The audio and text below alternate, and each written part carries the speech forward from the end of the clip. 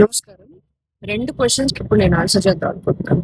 ఒకళ్ళు నన్ను అడిగారు సనాతనం, సనాతనం అని దొప్పించుకుంటున్నారు. ఏంటా సనాతనం? ఫస్ట్ మీరు లాంగ్వేజ్ సరి చూసుకోవాలి. సనాతన ధర్మం అంటే అదొక మతం కాదు.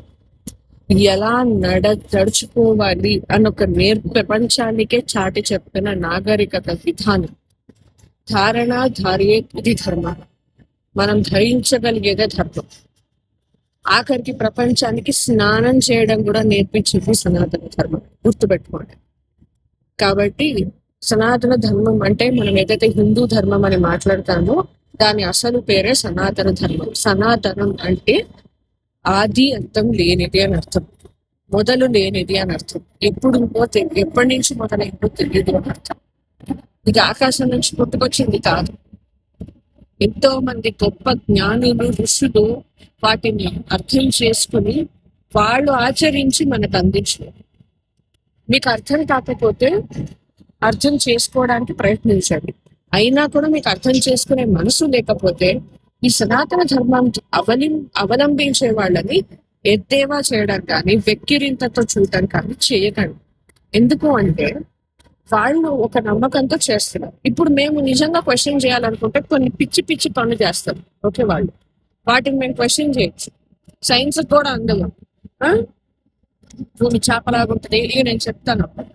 సో అలాంటి వాటి గురించి మేము క్వశ్చన్ చేయట్లేదు కదా. మీరు కూడా ఎద్దేవా చేయాలి. మీకు నమ్మితే నమ్మకం ఉంటే ఆచరించండి, లేకపోతే. రెండో క్వశ్చన్, శాస్త్రం అని నీళ్ళతో ఏంటా శాస్త్రం?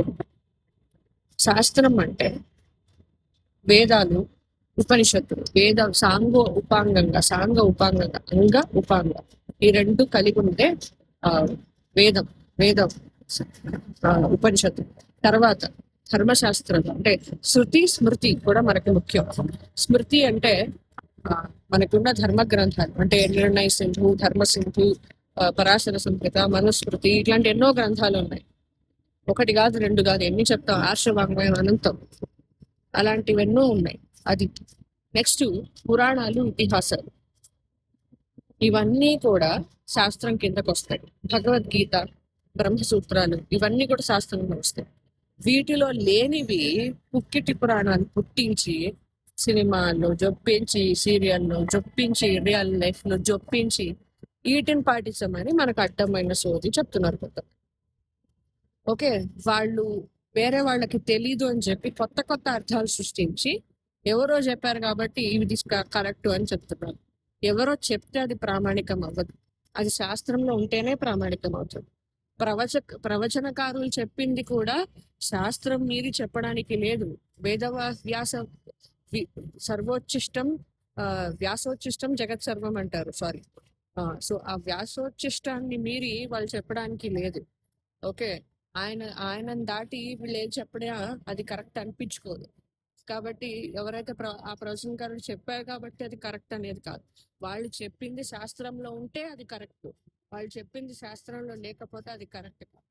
ఈ మాత్రం నేను చెప్పినా కూడా క్లారిటీ రాకపోతే ఏ బండకైనా కూర్చొని సావండి.